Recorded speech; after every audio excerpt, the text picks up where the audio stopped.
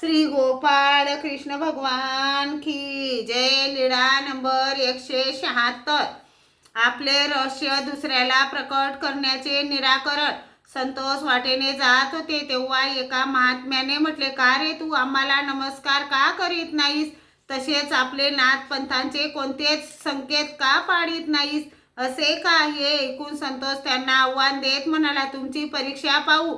त्यांनी प्रति आव्हान दिले, ये आणि ते आपले सिद्धीचे प्रयोग दाखवू लागले। संतोषाचे ते सर्वज्ञांकडून मिळालेल्या स्थिती सामर्थ्याचे कार्य, त्यामुळे ते महात्मे हरले। संतोष तर आपले सिद्धीचे प्रयोग दाखवितच होते।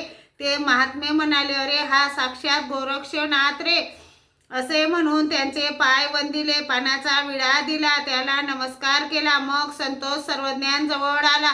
सर्वज्ञांनी त्यांच्याकडे प्रक्षार्थक मूर्तीने पाहिले आणि विचारले। तेव्हा संतोषाने सांगितले, जी मी वाटेने जात होतो तितक्यात एका महात्म्याने म्हटले, का रे तू आम्हाला नमस्कार का करीत नाहीस? आपले नाथपंथींचे कोणतेच नियम पाळीत नाहीस असे का? मग मी म्हटले, या रे माझी बरोबरी करा पाहू। त्यांनी सांगितले, चला रे याची परीक्षा घेऊ।